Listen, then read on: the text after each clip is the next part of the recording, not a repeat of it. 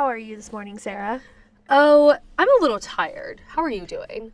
I'm not feeling 100%, but I saw Wicked last night.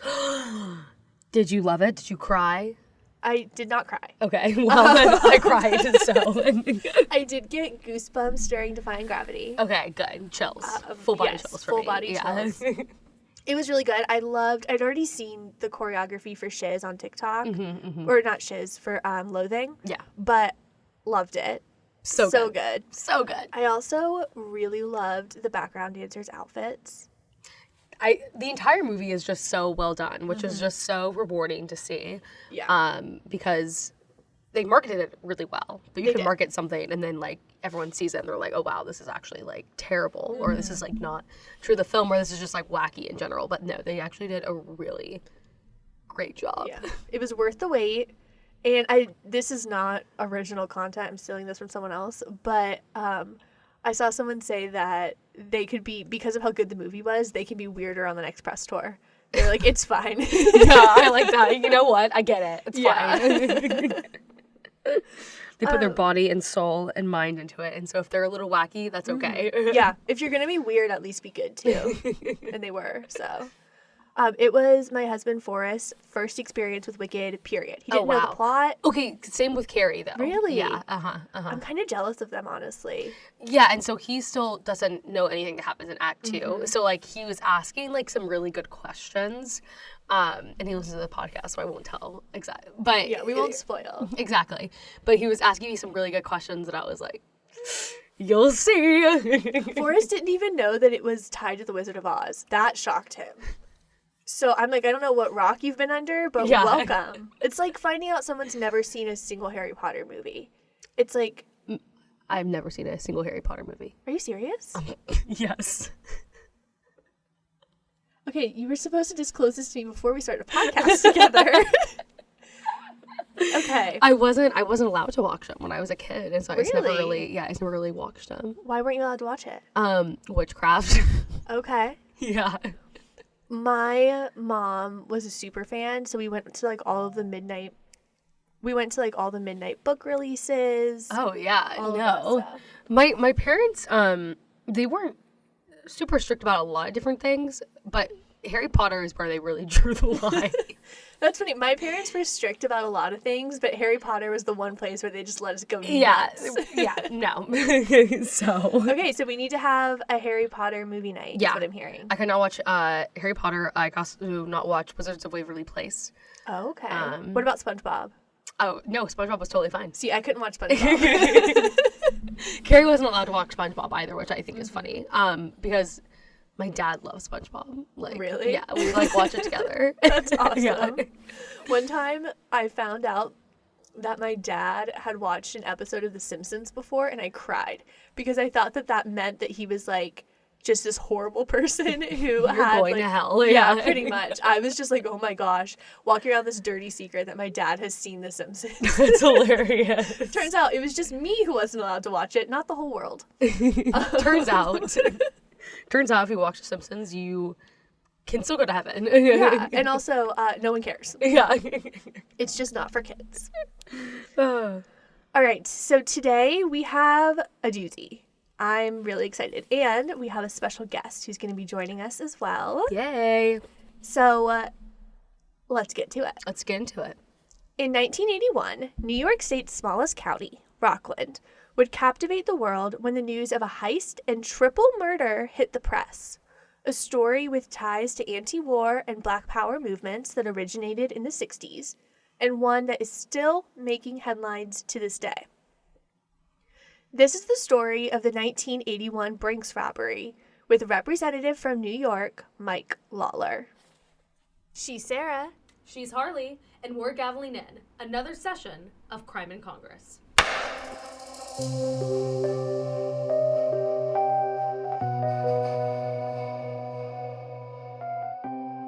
All right, Crimestituents. Today we are joined by Representative from New York, Mike Lawler. Thank you so much for joining us today. Thanks for having me. We want to start off with a few fun getting to know you questions. So these are going to be a little bit off the wall. But to start, what would your death row meal be? I would say homemade macaroni and cheese. I'd have a ribeye steak, Ooh. pizza, cheeseburger, and fries. Sounds extremely well-rounded, and I think those are all Yes. great choices. Nice. Okay, here's our next question. If you were arrested, what member of Congress would you call to bail you out? I think I would call French Hill from Arkansas. French is a great friend and colleague, and I feel like he's on the straight and narrow. So I wouldn't. He would come and bail me out, no problem. Nice. Okay, That's awesome. good to know he's the go-to guy. He's going to be the chair of the Financial Services Committee, and he was a banker, so he should be able to find some money for bailing me out. There you go. Absolutely. Perfect. Good person to have in your back pocket. All right. And then our last little fun question before we get into the case is, what is one thing that is technically harmless but that you think should be illegal? When we had Representative Tim Burchett on, he said that touching pizza slices that you don't intend to eat at a buffet should be illegal, which I wholeheartedly agree with. Well, in keeping with the food theme, I would say double dipping. Ooh, If you're double dipping a chip, that should be a crime. absolutely. Yeah, let's take it a step farther. Yeah. Yep. It's illegal. That has our full endorsement. It's like I don't know. You guys are a little young, so I don't know if you ever saw the Seinfeld episode. Yes, But, very familiar. Double dipper. Terrible. I haven't seen it. I'll have to put it on my to be watched list. My parents are big Seinfeld people, and so is my fiance. So I've seen a lot of the episodes. Nice. It's a great show. It is. So to kind of kick us off, tell us a little bit about Rockland County. What is it like to spend a day there? Rockland County is a truly suburban county. It's just north of New York City. It's the first county on the west side of the Hudson River, right on the New Jersey border. There's about 340,000 residents. It's the smallest geographic county outside the city of New York. About a third of the land is parkland, dedicated parkland. And so, it's very densely populated, but there's no cities. It's all kind of suburban communities, primarily single-family residential.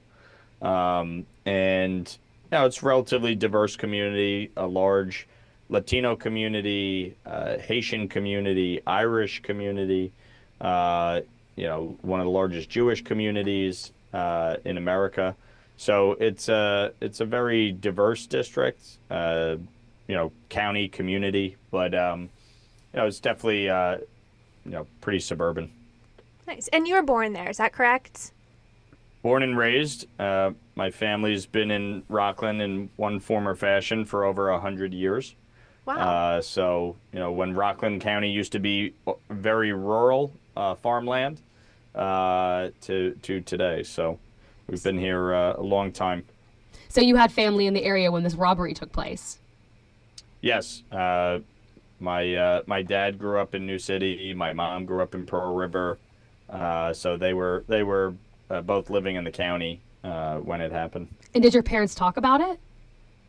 When we were young, growing up, we always heard about the Brink's robbery. I lived in Nanuet growing up. Oh wow. Right around the corner from the Nanuet Mall, and that's where the robbery took place. And so, that the Brink's robbery has always been talked about and known in Rockland County.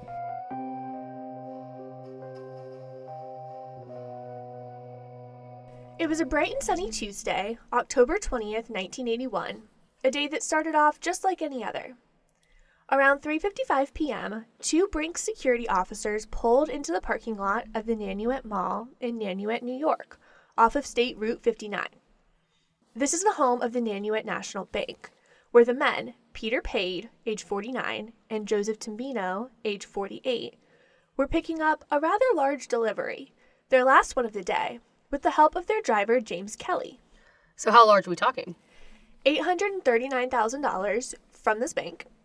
They were picking up the bank's deposits for the day. But the truck they were driving had well over $1 million total in it. Today, that would be over $2.6 million in deposits just from the Nanuet National Bank. Wow. Okay. So that's a lot of money. Yeah, they were rolling in cash, as Brink security officers usually are. And aren't those trucks so super secured, though? Yeah, super's almost an understatement, to be honest. The entire truck is armored, the glass is bulletproof, and they're usually stocked with multiple armed security guards. Anyway, the men took the large deposit from the bank, as they usually did, and began their routine of securing it in the truck. One guard, Peter Pade, stood at the front of the truck to keep his eyes peeled for threats, while the other guard, Joseph Timbino, loaded the fortune into the back of the truck. While all of this was happening, a second group of armed men were also assembling around Nanuet Mall, but for a very different reason. That morning, 5 people, Mutulu Shakur, Donald Weems, Edward Josephs, Cecil Ferguson, and Samuel Brown, all members of the Black Panthers or a similar organization known as the Black Liberation Army. To oversimplify their history, the BLA grew in popularity as membership in the Black Panthers declined. Anyway, these men all gathered at an acupuncture clinic, of all places, before driving to an apartment in the Bronx. This is where Nat Burns, another member of the BLA, was, and they were all carpooling to the BLA's safe house in Mount Vernon, rented by a woman named Marilyn Jean Buck. At the apartment were the rest of the people who would be involved in what they were calling the Big Dance, which would start outside Nanuet Mall where Peter and Joseph were filling the Brinks truck. There are more than a dozen people involved in this case, and police aren't even 100% sure to this day that they've been able to catch everyone involved, so I'm only going to hit on key players. There are also a lot of aliases, so bear with me here. Present at this meeting, at least among key players, were Marilyn Jean Buck, age 33. And this is the meeting at the acupuncture. They carpooled from the acupuncture to this apartment in Mount Vernon. The safe house. Yes. Okay, this is the meeting at the safe house. Okay. Buck's apartment. Sorry, thank you. Mm-hmm. Marilyn Jean Buck, age 33, the only white member of the BLA, who also went by the alias Carol Durant. She is a, quote, Marxist feminist poet, an anti-war, anti-imperialist, and anti-racist activist who was imprisoned for her participation in the 1979 prison escape of another member of the BLA. She would also go on to play a role in the 1983 Senate bombing. Kathy Bowden, 38 years old, who is also a founding member of 2 radical groups, the May 19th organization and Weather Underground. More on those later. She also went by the alias Barbara Edson, and is herself quite the character, and at the time of this case had been on the FBI's most wanted list for a cool 11 years. You see, she went MIA in 1970 after a bomb factory went off in her Greenwich Village townhouse and blew everything up. She fled the house naked and had been missing ever since. Kathy was also wanted in connection with the Chicago Days of Rage protests against the Vietnam War. I do like that she fled the house naked, though. Yeah. Like, was she taking a shower or something? And then, like, what? I guess. I'm, like,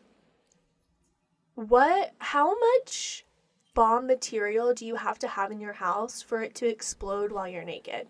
Right? Like, you would think that they would be working on it and it would go off. I have so many, I mean, I don't know a lot about making bombs, but I do have questions about that. Yeah. And for anyone who did watch SpongeBob, not you, Harley, there's an there's an episode where they have these pies and they're actual bombs, and I don't know, for some reason I think that I thought of that when you said bomb factory. Very much the same thing. Yeah. These are probably pie bombs. Yeah. Judith Clark, like Kathy, was a member of Weather Underground, but she was only 22 years old. She was also previously arrested in conjunction with the Days of Rage.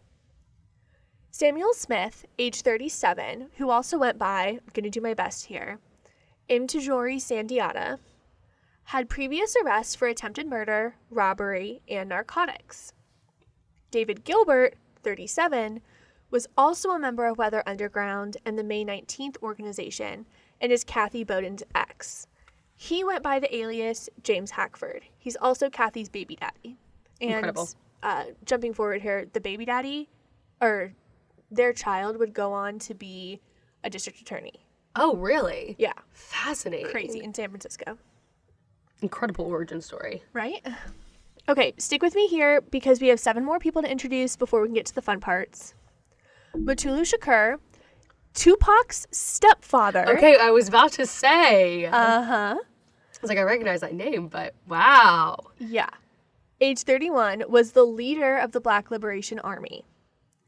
Donald Weems, 34, was the alias King, going by William Johnson, Kawazi Balagoon, and Bilal Sunni Ali. He was a former Black Panther and escaped from prison in 1978 and had been wanted for 3 years at the time of this case. Edward Joseph, 27, was also a BLA member. Cecil Ferguson, 34, was a former Black Panther. Sam Brown, who also went by Solomon Boynes, was a member of the Black Panthers. And then Sylvia Beraldini, age 33, was a member of the May 19th organization. These 12 people, and likely more, loaded up into a red van, a U-Haul, a white Oldsmobile, and a beige Honda getaway car, and headed to Nanuet Mall for the big dance. I love that their operation is called the Big Dance. Is there a reason for that, or? No, it makes no sense. Okay. And honestly, they could have gotten more creative with it. The Big Dance. Yeah, it's like, it sounds like the Super Bowl. Like, Yeah, I like it. I like it. I think they could have gotten more creative, but that's just me being critical of bad people. There you go. Out of the corner of Peter's eye, one of the security guards, he saw a red Chevy van pull up near them. I'm going to let Ed Horan, manager of Nanuet National Bank, tell you what happened next. Clark, police. Yeah, I have a problem at Nanuet National in the mall. Our armored truck was shot at. All right. Do you know if anybody was hurt? I don't know. It's just people were running all over the place. All right. Can you hold on? Yeah. I'm going to need an ambulance. Somebody just... Yeah, he just yelled out, I need an ambulance. Shit. Nanuet National Bank in the mall. Somebody shot at an armored car. You got a guy wounded. Somebody's been hit. Requesting an ambulance, sir. Step it up, please. Can I get your last name? Horan. Horan. Kind of hard to hear because this is from the 1980s, but quoting from the Ithaca Journal, the doors of the van, the red van that everyone climbed into, opened and 3 guys jumped out. A guy with a pistol and 2 guys with a shotgun, said a witness. The gunman with the pistol ran into the mall just near the entrance to Nanuet National Bank, from which guards had just picked up several sacks of money. Meanwhile, the robbers carrying shotguns took up positions at the front and rear of the van, while a masked driver remained in the van. Then, the 2 of them started shooting. Joseph, standing at the back of the truck, was likely shot first, becoming instantly incapacitated as blood pooled around him. He had been shot in the shoulder. Before Peter could even react, a bullet tore through his clothes and he collapsed to the ground, where he died instantly. Oh, wow. When driver James Kelly heard the commotion behind him, he fired several rounds at the gunman through like a gun that was attached to the car. Oh, I didn't Yeah. know Brink trucks had that. That's kind I of know. It's kind of sick. It really is. Before taking cover beneath the dashboard, where he was hit with shrapnel and glass from the gunman's bullets whizzing by his head, missing him by mere inches. This was happening in a busy parking lot during the day. So once the first gunshot rang out, people began running for their lives and ducking behind cars. The robbers were prepared for bystanders and witnesses, though, and one of the gunmen held the terrified crowd off with his weapon, while the others took as much cash as they could possibly carry. To quote Neil Silver, a 16-year-old high school student who witnessed the shooting, "I was coming out of the mall when I saw one of the guys run by with a pistol. He was looking at me and I thought I was going to get killed. I kept looking at them while I was running. Then I dove and rolled for the car and looked through the windows." Oh, 16? So scary. Right? Terrifying. I mean, imagine, like, you're 16, going to the mall. Got to cause a little chaos. Yeah, in Bath and Body Works. Yeah. I'm getting all the samples. Yeah, going to Williams-Sonoma, gonna irritate some folks, but, like, you don't expect this to In happen. the food court, yeah. Exactly. No, definitely not. The robbers grabbed 6 sacks of money, a total of $1.6 million, out of the van and drove off as quickly as they had come. This all went down in under 5 minutes. They were gone by 4 p.m. Wow. While the bank manager made the 911 call you heard earlier, the red van and 2 getaway cars continued only half a mile down the road before stopping again, this time at a Corvette shopping center where a U-Haul was waiting for them. The group loaded their stash into the U-Haul, abandoned the now well-documented red van, and continued on their planned escape. Remember, we are near the interstate, so time is of the essence if this group is going to get caught and caught fast. Fortunately, due to the publicness of this crime, police were able to spring quickly into action. By 4:05 p.m., Nyack City police officers were dispatched to close off the New York State Thruway Entrance 11, which is at the intersection of Route 59 and Mountain View Avenue. But aren't they still looking for that red van? Actually, no. Oh. A college student named Sandra Torgerson, who lived across the street from the Corvette shopping center, noticed the strange events and called it into the police. Here's the audio from that call. Watchtown Police? Hello, my name's Sandra Torgerson and I live right behind Corvette in Emmanuel. Yeah. And I just saw some strange stuff behind Corvette. Red van? Yes, red van. What'd they get into? What did they get into? Yeah, what'd they do? Well, the van is stopped, opened up right behind the store here. That red van is behind Corvette. And it's all open and all I saw was a yellow Honda sedan and a U-Haul truck. Yellow Honda with the U-Haul? Someone was holding a gun. First off, Sandra would be a crimestituent. Yeah, absolutely. Love her. But also, notice she only reported the U-Haul and the yellow car. The beige Honda, right? So but we still have the van now is behind the Corvettes. These other people are in the U-Haul. The beige Honda, is that still sitting behind? No, that took off with the U-Haul. That took off with the U-Haul, and then they There's have a the third car. Oldsmobile. Yeah, okay, The got it. Oldsmobile. The entire county was mobilized to close off entrances and exits to the shopping center and mall, while ambulances rushed to save Joseph's life. As Nyack Sergeant Edward O'Grady and Officer Waverly Chipper Brown laid waiting at the Route 59 intersection, they spotted a U-Haul barreling down the road. The pair threw on the red and blue lights and began following after it.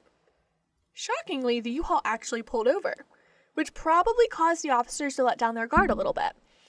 O'Grady and Brown tell the occupant, Kathy Bowden, and Matulu Shakur, to step out of the car and start leading them to the back, where they plan to find out once and for all if this is where the $1.6 million stolen dollars are being stashed. The two get out of the car peacefully and don't appear to be armed, so the temperature of this situation is going down a little bit. Or so they thought. Suddenly, the cab of the truck swings open, and 6 men with automatic weapons and body armor open fire on the 2 officers, leaving them both with severe, and I mean severe, injuries. A third officer, Officer Keenan, was shot in the leg and stomach, but his wounds were less severe. This is happening at 4:06 p.m., only 11 minutes after the robbery began. Wow, this is going so fast. So fast, especially for the 1980s when people didn't have cell phones. Yeah, yeah, so you're right, fast. yeah. While officers sprang into action to save O'Grady and Brown's lives, the killers were able to escape in 4 getaway cars. This time, a tan BMW, another stolen car, the beige Honda, and the white Oldsmobile I mentioned previously. The Oldsmobile had not been reported to the police, so they didn't know to look for it, like I mentioned earlier, and that's likely how that one got away. Right. Only the red van, the U-Haul, and the Honda were the ones reported. They left the U-Haul then at this scene. Well, the U-Haul was pulled over. Right. Yeah. And so when all those people came out of the van and started shooting, then they flipped over to the rest of the other getaway cars. So Okay, now the got it. van has been abandoned and the U-Haul has been abandoned. Okay, got it. So did all of them get away though? All but one woman, Kathy Bowden, who was arrested at the scene. She was actually tackled by a man named Michael Koch, who was an off-duty Rikers Island guard. Oh, incredible. Right? Annoyingly, she gave her alias of Barbara Edson, so she had to be identified through fingerprints. Allegedly, she's a bit of a snitch, too. Upon her arrest, Newsday reported, quote, she kept screaming, "I didn't shoot him, he did." Okay, who's he? Unclear. But Gilbert was her ex, so I'm just kind of assuming it was him. Right. Honestly, yeah. Okay.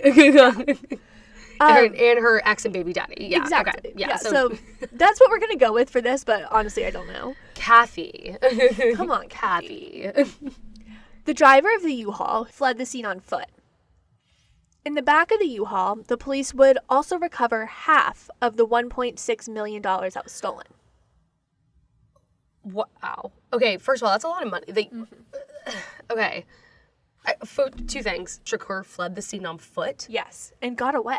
That's incredible. Yeah. I guess it's just like I guess the chaos was just so high and yeah. And once those officers are shot, their focus is on saving their lives. Right, exactly. Wow, that's so interesting. And then, but now this robbery has gone so awry that they only now have half of what they even came for, essentially. Exactly. Ugh, okay. By 4:09 p.m., the killers were gone once again, heading north on Mountain View Avenue. Aware that the police knew exactly what they looked like now and what they were driving, the crew quickly abandoned the BMW and climbed into the Honda. However, they couldn't all fit, which means at least one person, Cecil Ferguson, and likely more, were now fleeing the scene on foot as well. This is chaos. It's absolute This is chaos. terribly. You have so many people. So many people, so many cars. It's a mess. Yeah, this is not well executed. No. The Honda was in the lead with Nyack police hot on their tails. This was officially a full-on high-speed chase. For listeners, I'll have a map of this on our Instagram at Crime in Congress for you to see.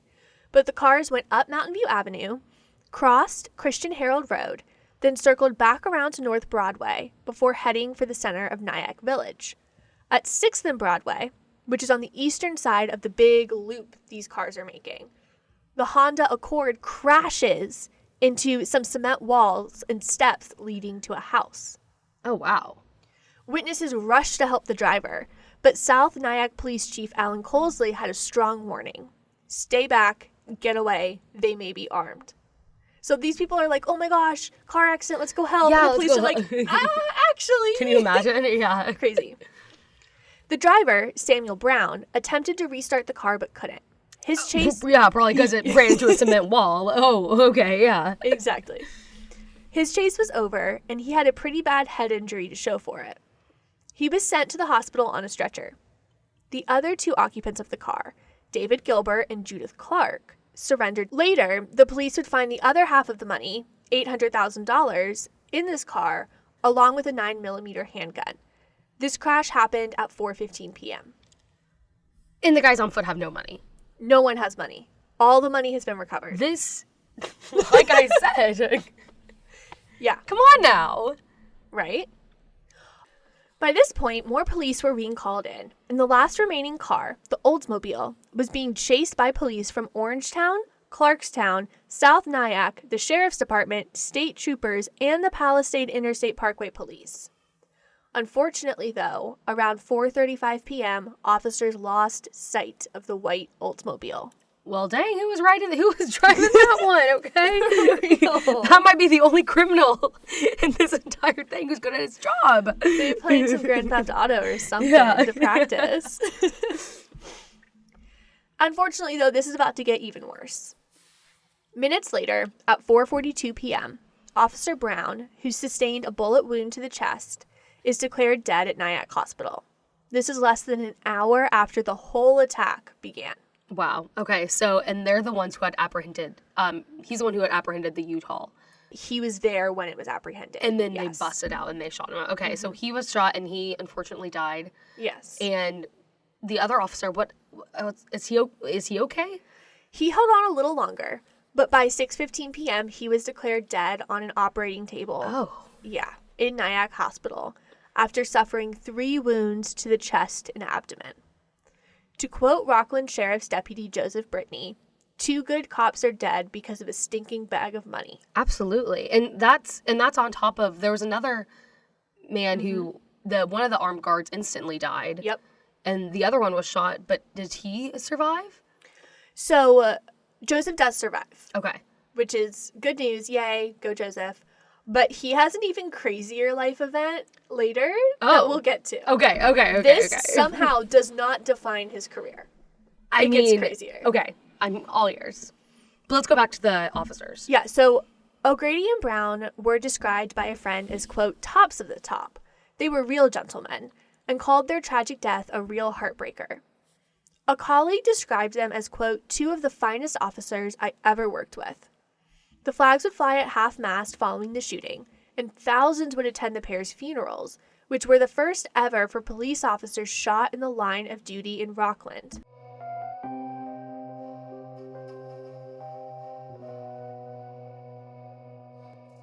Can you kind of give us a sense of how people in Rockland County talk about the case? Like, what does the average person know about the 1981 Brinks robbery?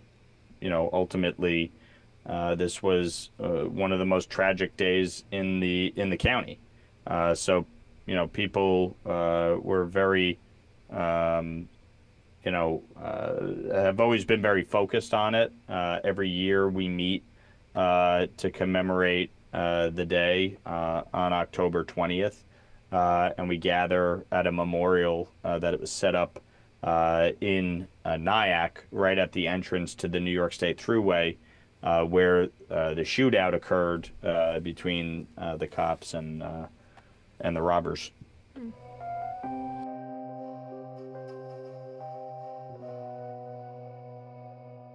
So like we were saying earlier, this officially brings the murder count to 3, with several more, including Joseph, who's fighting for his life, severely injured. Okay. After losing the Oldsmobile around 5 p.m., the police orchestrated a ground search of a wooded area surrounding the BMW. They were looking for the people on foot, though at the time they didn't know how many people were left out in the woods. 3 helicopters joined in on the search, along with 2 bloodhound teams and more than 200 officers, but no one was found. Apparently the bloodhounds were able to get, quote, one good scent, but they lost it in the swamp. Aww. The Yeah. doggies. Tried so hard. It's not their fault. No. The swamp is stinky, okay? It clouds things. By 11 that evening, the search had been called off. Quoting an anecdote from the Ithaca Herald that stuck with me, a few officers said they had been planning to attend Tuesday's World Series game at Yankee Stadium. The game ended shortly after 11 p.m. No one asked for the score. And if you know anything about guys and their sports games... Yeah, it's serious. Mm-hmm. It's serious. Yeah, very serious. Homeowners in the area were told to keep their windows closed, and motorists were warned against picking up hitchhikers. Which seems like good advice for all the time. I agree, though this is 1980s where they were just like going nuts with hitchhiking. Yeah. And like, And thank God that we're past that era. I also think this was the era of you don't need a babysitter, you just need to lock the car or like lock the door. Yeah. So, bit of a wild time. Yeah, I'm glad. I'm glad we've grown a little bit. Yeah. Now we can't watch SpongeBob. Times change. Yeah, SpongeBob and Harry Potter are issues. By this point, police had no idea what to think about this crime. On the one hand, the motive was straightforward: money. But at the same time, these men were militantly armed, and the escape, though chaotic, was well choreographed. Like, they had resources. Exactly. They had like 4 cars. I get that. And people got away. Yeah, people did get away. So they were... However, I don't know... I'm sorry. I was just going to say, I don't know if that's well choreographed or just like luck because they had like 1,000 people. That's true. You know what I mean? Like, they're like, let's throw everything at the wall and see who's like, who sticks or who can get away. So maybe it's better to say that the escape was moderately successful. Yeah. Let's go with that. Okay, the escape was moderately successful. And the bloodshed, though, was notable. I think it's yeah, bloodshed was absolutely noticeable. I think the thing is that it's notable how many people were involved and how many people were orchestrated in this event, even though it was only moderately successful. And it was clear they had a plan. And had the plan worked, it would have been well choreographed. Yeah. Right. It just didn't work. It just wasn't. Yeah. Anyways, go on.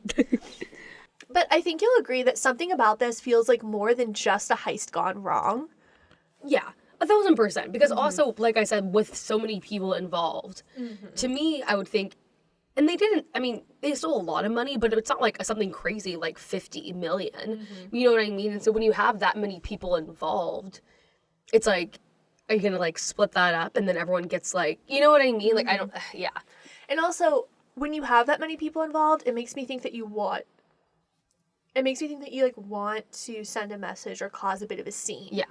This is no Ocean's 11, just like a heist, you know, to get money. It definitely feels like there's a lot more behind this. Right. Which I think you're going to get into. But so can you summarize again, like who all has been arrested, I guess? Of course. By the end of the first day, only 4 people had been arrested. Kathy Bowden, Judith Clark, David Gilbert, and Samuel Brown. Kathy was arrested while fleeing the U-Haul at the scene of the officers' deaths. Judith, David, and Sam were arrested at the scene of the Honda Accord crash. At this point, police don't know exactly how many people were involved, but they're looking for at least 4, potentially 8 suspects in addition to the 4 they have in custody. The next day, police would slowly begin to unravel a web that, in many ways, was more complicated than anyone even expected. Using the Oldsmobile's license plate, police were able to trace it back to an apartment in East Orange, New Jersey, rented by Marilyn Buck. Remember, this is the car that was able to get away. Oh, and side note, the FBI is now involved because police officers are dead and we're crossing state lines now and yada, yada, yada. Okay, got it. Anyway, the police raided the home and found a rather damning scene. Quoting the Journal News, after obtaining a search warrant, FBI officials said they discovered a cache of weapons, including 2 sawed-off shotguns, a 9mm P38 Walther and automatic pistol, ammunition, 6 diagrams of New York City police stations, a bomb manual, and materials for making a bomb. The New York Times later reported that they found lists naming specific officers for assassination, and there were plans to attack the Queens Criminal Court building. Whoa. Yeah. Diagrams of police stations, and they have like a list of, I mean, this is, this is way more than just a heist. Which makes me wonder if the plan was always to be involved in a police chase. If they wanted police officers dead, they were successful. Yeah. So I wonder if... Was that the point? Because also, it's, again, they didn't, but it's interesting to me too, and I have a lot of, I'm just going to listen more before I say anything else. Okay. I do have a bit of an explanation, I think, for the diagrams of police stations, though. I think this was for them to make escape plans in case they were caught and arrested. So that they knew where all of the entrances and exits were. I see. And could escape, because, like I've said, a couple of these people have successfully escaped from jail. Yeah. But after finding this, police officers beefed up security at the stations to prevent any funny business from going on. After finding this criminal headquarters in New Jersey, police issued an arrest warrant for the renter, Marilyn Buck, obviously. Prior to this crime, her rap sheet included illegal firearms purchase, escape from prison, armored car robbery, aiding and abetting escape, and harboring a fugitive. I guess we weren't as hard on crime, maybe, as we were about, like, what? Yeah. She's just out and about. She's She's just being crazy. So, but Marilyn, she was a part of the BLA? Yeah, she was the only white member of the BLA. Oh, wow, okay. And this is where we start finally... Ever? Or just in this... At the time. Okay, or in this crew. Yeah. Okay. Well, at the time, police identified her as the only white member. Okay, got it. And the organization would kind of dissolve a few years after this. So it's in all likelihood she was the only white member ever. Okay, got it. This is where we finally start to piece together a motive for what was a brazen and violent crime. There are 3 groups that you need to get familiar with to understand this case. The first is the Black Liberation Army, or BLA, which is a Marxist-Leninist Black nationalist militant organization that was active from 1970 to 1981. Its goal was to, quote, take up arms for the liberation and self-determination of Black people in the United States. This group was violent, Before this heist, it was responsible for the 1972 Delta Airlines Flight 841 hijacking and a series of bombings, police murders of, quote, random white people, and robberies, which they saw as a form of reparations. Weather Underground, or the Weathermen, are another group of key players in this story.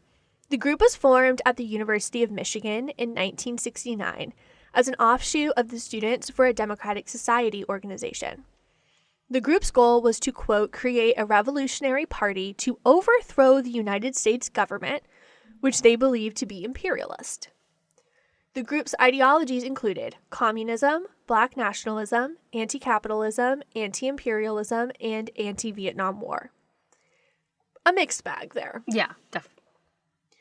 You might not have heard of the Weathermen before, but you're likely familiar with their work, as they were the group responsible for organizing the Days of Rage protests in Chicago against the Vietnam War.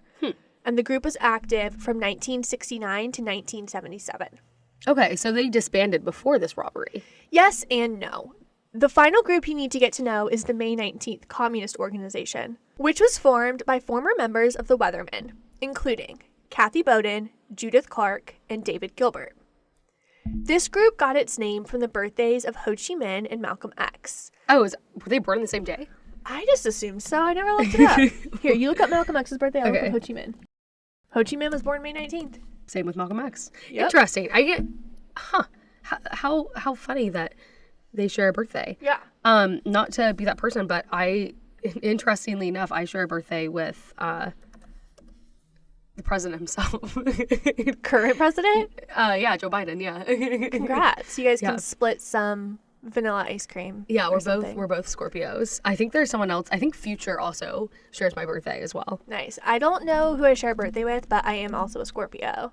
So this is a Scorpio pod lab. It is. Which makes sense. What sign are Ho Chi Minh and Malcolm X? May 19th. That's a good question. May? Yeah. Joe Biden, Future, Jeremy Jordan. I don't know these other people, but I share birthdays with all of them. Ho Chi Minh and Malcolm X are Tauruses. And what does that tell us? It's an earth Oh, sign. that adds up. Yeah. They are said to be... Of course. I almost guessed it. No, they're said to be loyal, down to earth, and good at giving advice, but they're also said to be stubborn and avoid confrontation. So I don't know about that one. Yeah. It also says that they are resistant to change.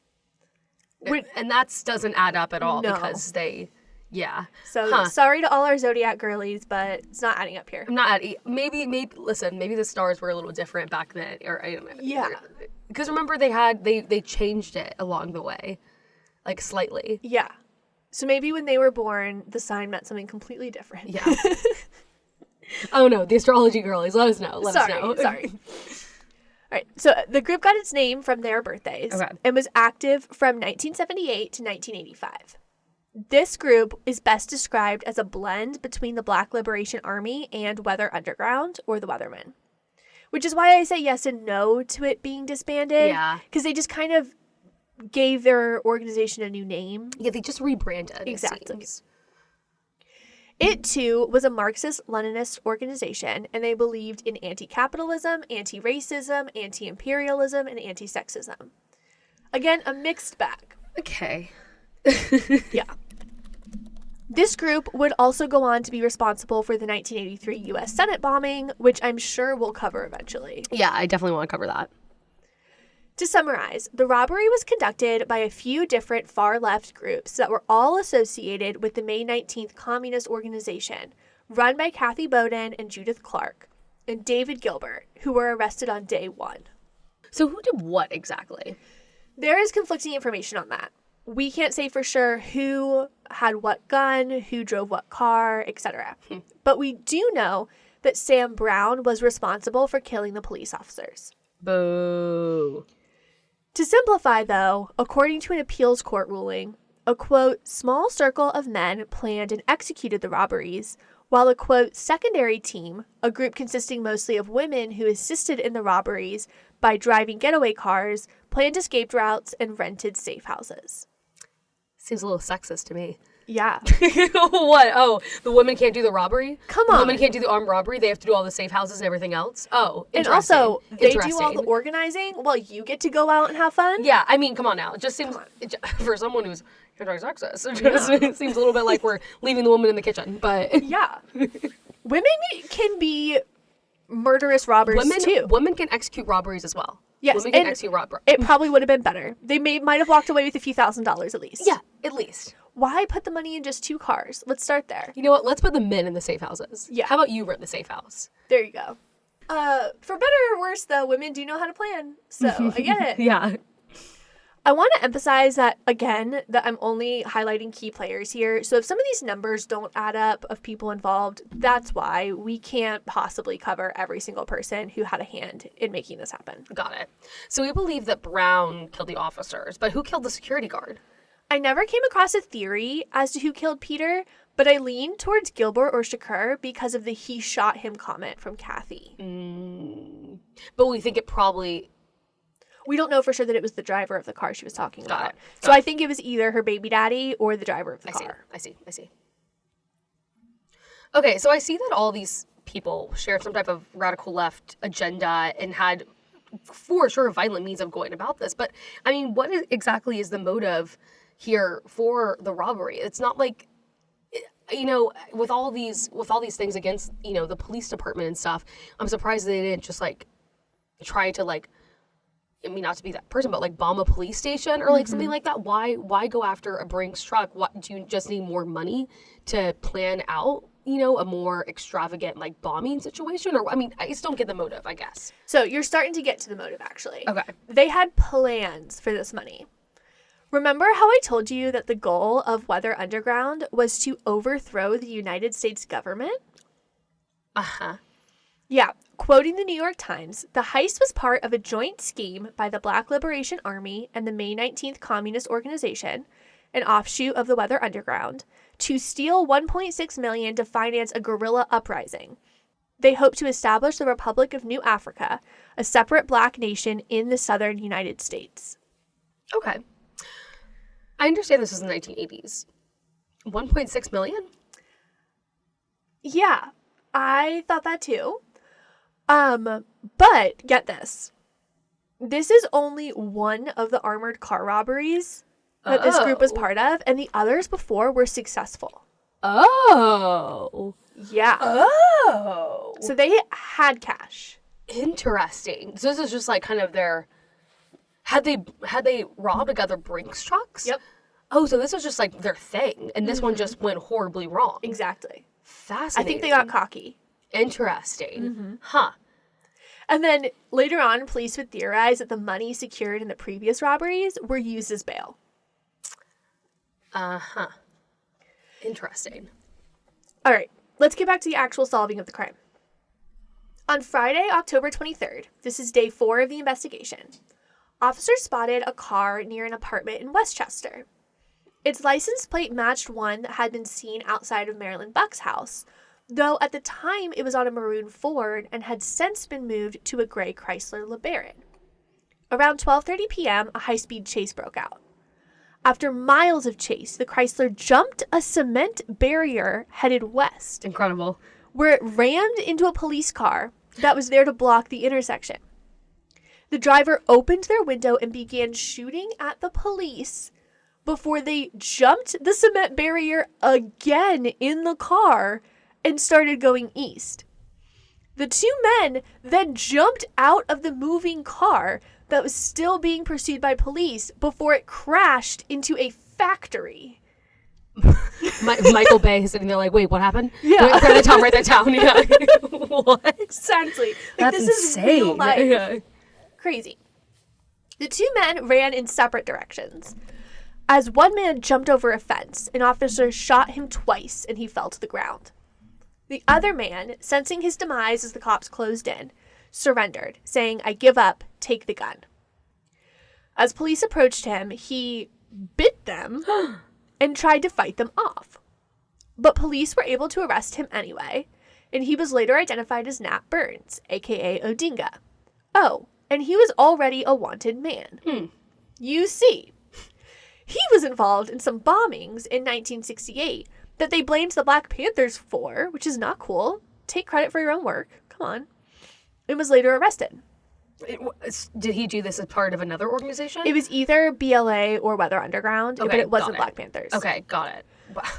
I know, right? Wow.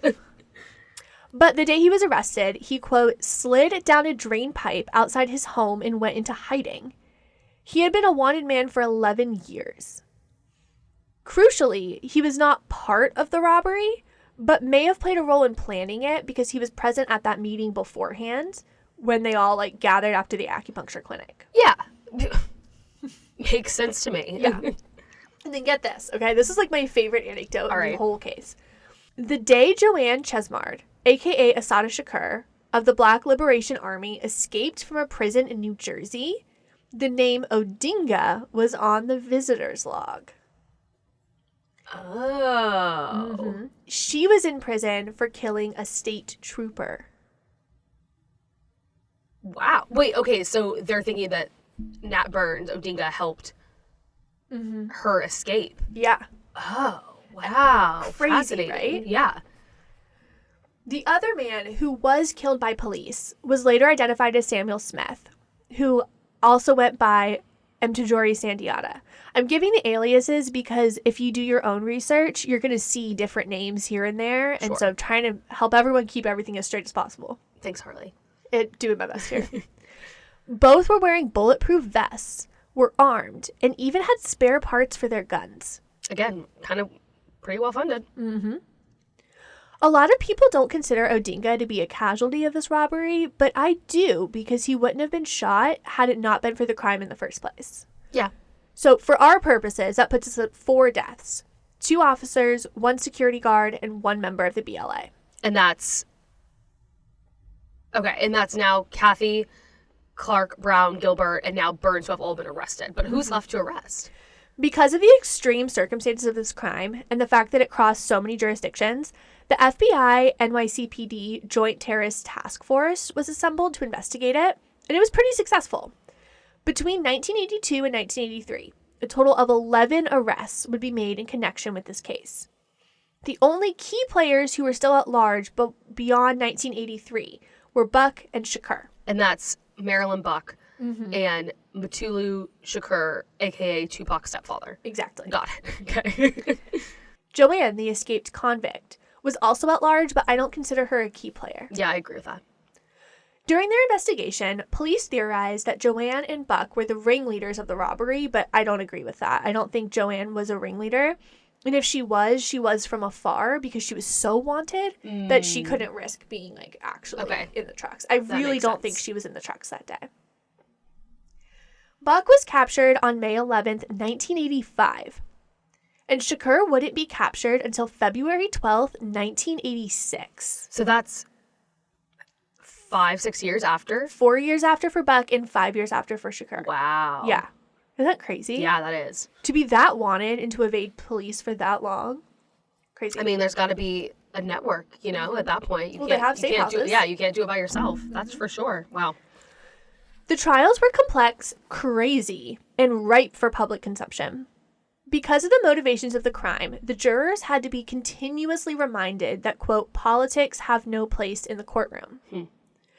During the trial of Weems, Clark, and Gilbert, quoting from the task force's report, they declared themselves to be freedom fighters who were at war with the U.S. government, which they believe promotes imperialist exploitation of third world countries and oppresses racial and ethnic minorities in this country.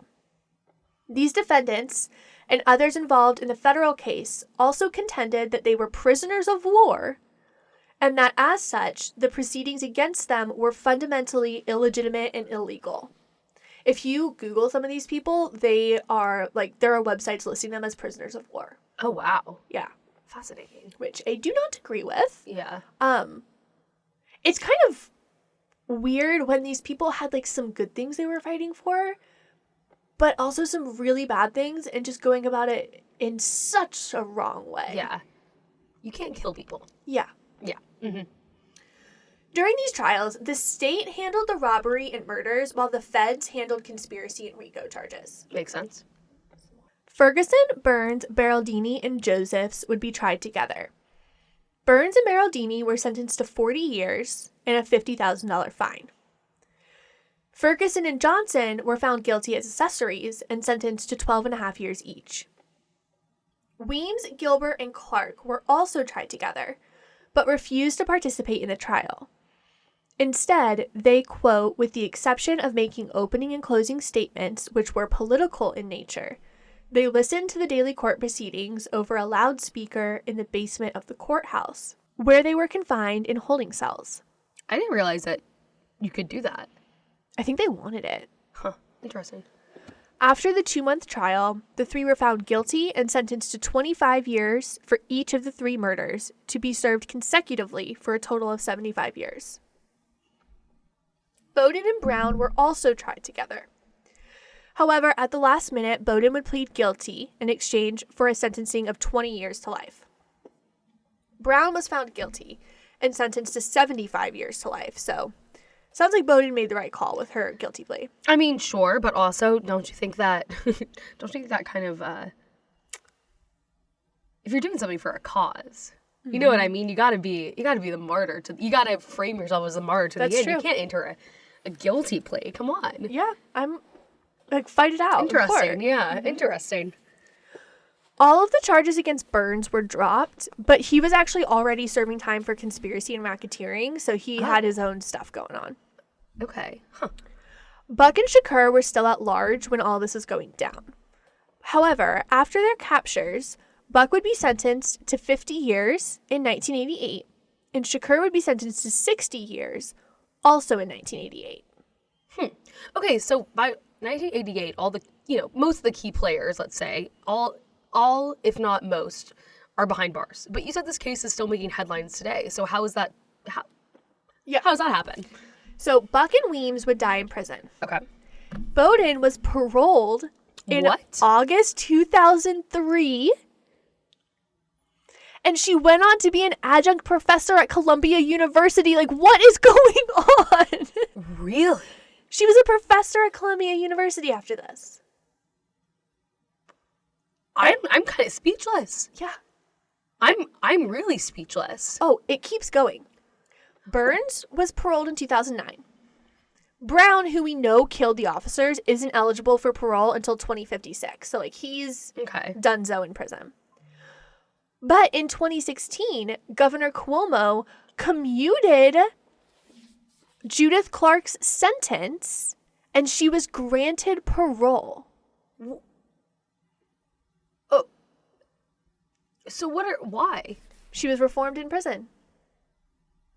She had changed her beliefs and was a good person now, so she was let out. Uh-huh. Mm-hmm. Shakur is up for parole in December 2024. So right now? Right now. Huh. Yeah. But, and this is where we're going to bring Rep. Lawler back in for the conversation, Governor Cuomo also commuted the sentences of Gilbert and Clark in 2019. For the same reason? Yeah, they were reformed in prison.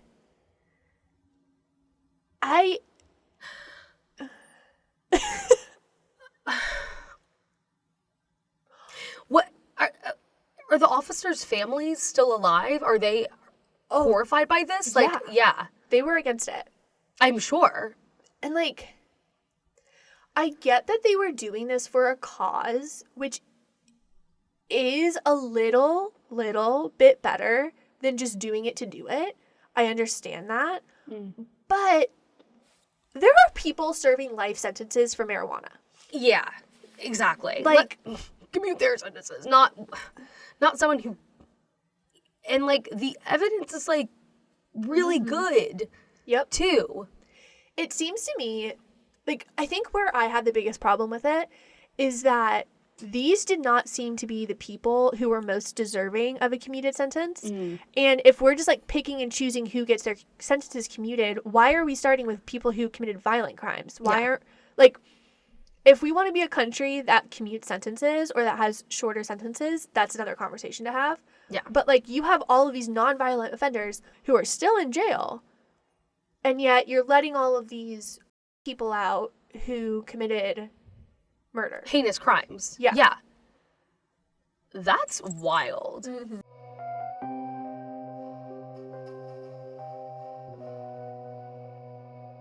We were very surprised when we were researching this and we learned about Cuomo's decision to release the majority of people involved in this case.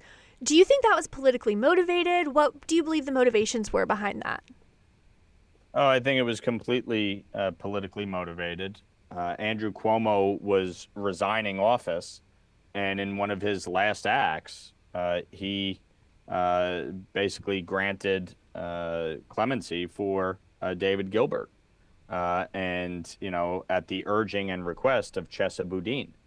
And Chesa Boudin was talking about how he hadn't been able to spend Thanksgiving or the holidays with his father, and I just found that absolutely absurd when you think about the fact that 9 children never get to spend the holidays with their fathers directly because of David Gilbert's actions and Judith Clark and Kathy Boudin and Matula Shakur, and as a result, my feeling was that it was completely political to grant clemency.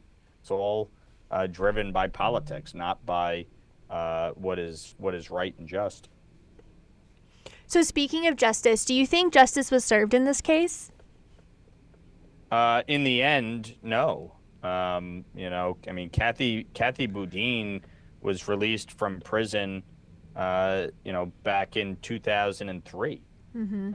And she died in 2022, but got to live her life, for roughly 19 years, out on the streets and teaching in the classroom at Columbia University. And David Gilbert, this is someone who is living free today. Mm-hmm. Released just a few years ago, and Judith Clark was released, back in 2019, and so you see obviously these folks getting to live their lives despite having taken the lives of law enforcement officers and a security guard as part of a robbery. And as part of numerous domestic acts of terrorism. Mm-hmm. And as far as I'm concerned, they should have spent the rest of their life in prison.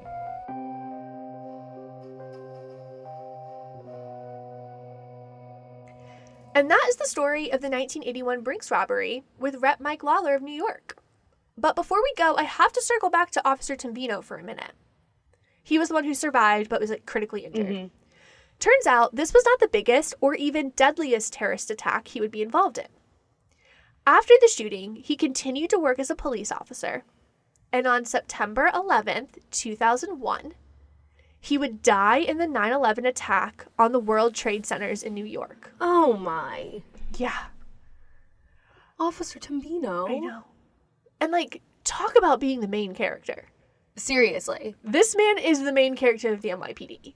That's wow. Ugh, they're his family. I know. It's really sad. The only thing that makes me feel a little bit better is the fact that he was involved in the first shooting. Clearly, this was his life's mission. Yeah. He wanted to be a police officer. Yeah. And so he probably would have gone into World Trade Center still that day if he knew he was going to die. This is what he wanted to do with his life, and it's tragic. But he was still able to make a difference. Yeah. Which is more than a lot of people get to say. That is true. But wow, that's, crazy story from top to finish. Crazy. I am so actually the way this came about was the Lawler team reached out to us and we're like, hey, we have this crazy story you should talk about. Yeah. And I am so glad they did. Yeah, absolutely. So if you are a congressional staffer who has a crazy story in your district that you want to talk about, hit us up. Please.